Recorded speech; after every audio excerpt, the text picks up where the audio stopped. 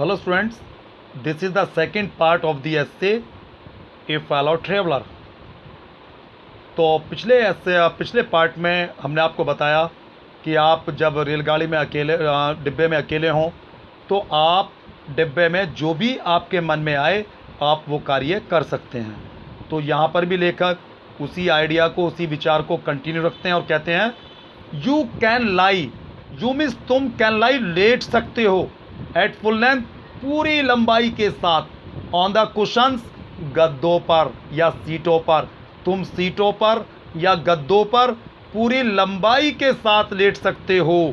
And enjoy, और आनंद ले सकते हो, द लग्जरी ऑफ ब्रेकिंग, तोड़ने का, द रेगुलेशंस माने नियमों को, और तुम ब्रिटिश सरकार के द्वारा बनाए गए जो नियम थे उनको तोड़ने का आनंद ले सकते हो। एंड पॉसिबली, और संभवतः, द हार्ट ऑफ डोरा हरसेल्फ, और संभवतः आप डोरा का दिल भी तोड़ने का आनंद ले सकते हो। अब ये डोरा क्या है? यहाँ पर डोरा का फुल फॉर्म है students, defence of realm act.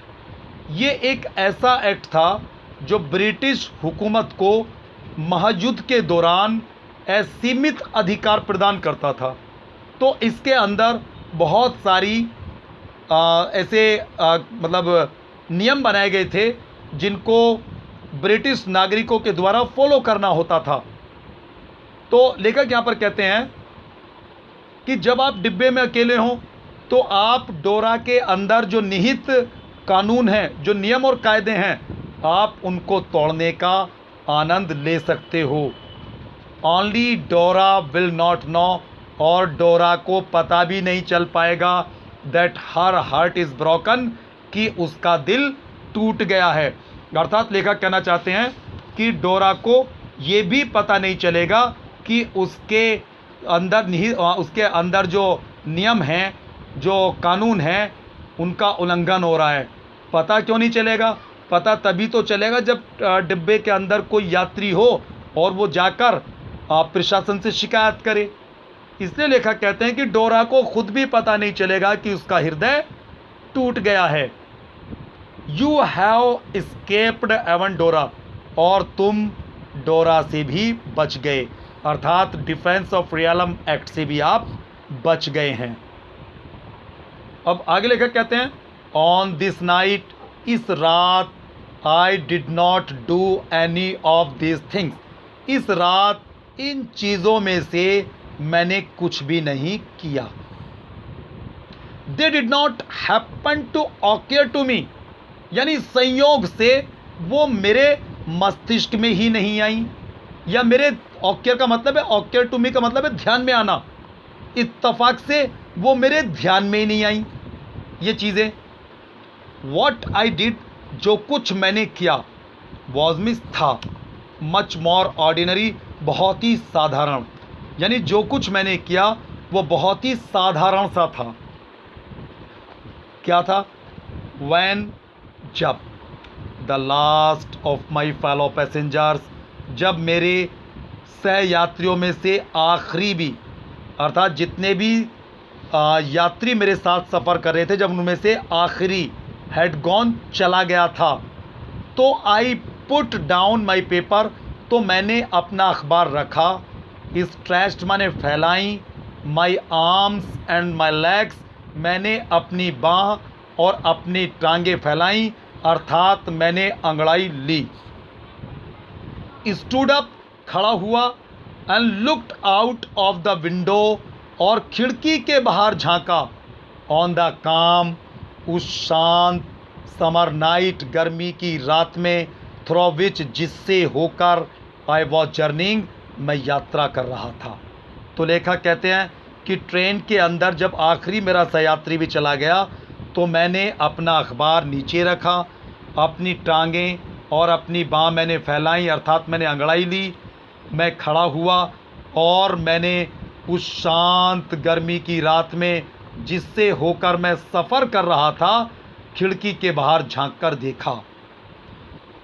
Noting means देखा, the pale remnants of day, और आगे लेखक कहते हैं द पेल, पेल मीन्स हल्का सा प्रकाश, रेमिनेंस जो याद दिला रहा था, ऑफ डे दिन की, यानी हल्का सा दिन का वो प्रकाश जो दिन की याद दिला रहा था। दैट मीन्स जो कि, स्टिल मीन्स अब भी, लिंगर्ड मीन्स ठहरा हुआ था या रुका हुआ था, इन द नॉर्थर्न स्काई उत्तरी आकाश की तरफ।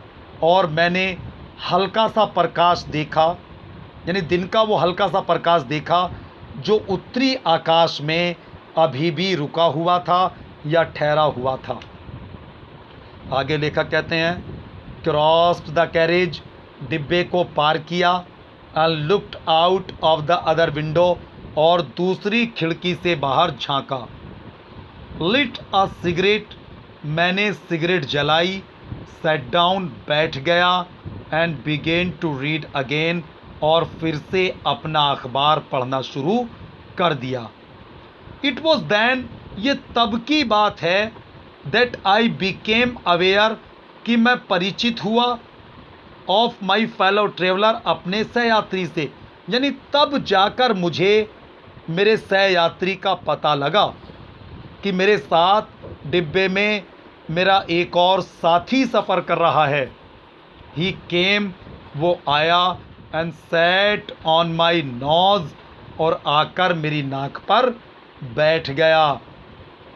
ही मिस, वह वॉज मिस था, वन ऑफ दोज, उन, विंगी मिस पंखों वाले, निपी मिस पैनी, इंटरपिड, और इंटरपिड कहते हैं हठी, जिद्दी या निर्भीक, इंसेक्ट्स माने कीड़ों में से, दैट वी कॉल, जिन्हें हम कहते हैं वैगली आम बोलचाल की भाषा में, मॉस्किटोज, मच्छर, यानी वह उन पंखों वाले, निपिमिस पैनी या तेज, इंटरपिड और हठी, जिद्दी या निर्भीक, इंसेक्ट्स माने कीड़ों में से एक था जिसे हम बोल चाल में मच्छर कहते हैं।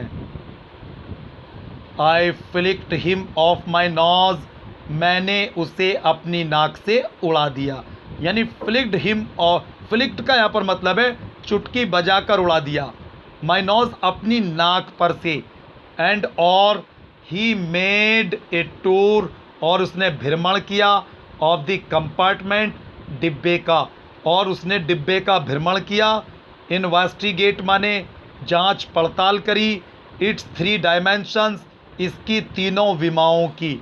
अब तीनों विमाओं से यहाँ पर हमारा मतलब है इसकी लंबाई, चौड़ाई और ऊंचाई, यानी इन तीनों विमाओं की उसने जांच पड़ताल की। विजिटेड ईच विंडो, प्रत्येक खिड़की के पास भी गया। फ्लटर्ड माने फड़फड़ाया, राउंड द लाइट, प्रकाश के चारों ओर, यानी डब्बे के अंदर जो लाइट लगी हुई थी उस लाइट के चारों ओर फड़फड़ाया। और डिसाइडेड माने फैसला किया, that there was nothing so interesting, कि इतना मज़ेदार, इतना दिलचस्प और कोई चीज़ नहीं है, एज मीन्स जितना कि, दैट लार्ज एनिमल, जितना कि वो विशाल प्राणी, इन द कॉर्नर, जो कोने में बैठा हुआ है। अर्थात यह लार्ज एनिमल लेखक ने अपने आप को पुकारा है। तो लेखक कहते हैं और फिर मच्छर ने यह फैसला किया कि ना तो लाइट के चारों ओर कोई आनंद है, न डिब्बे की तीनों विमाओं की तरफ कोई आनंद है।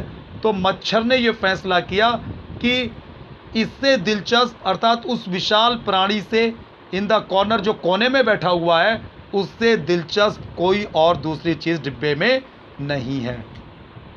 तो स्टूडेंट्स, इसीलिए विद्यार्थियों, मच्छर ने क्या किया, केम आया, मच्छर आया, and had a look at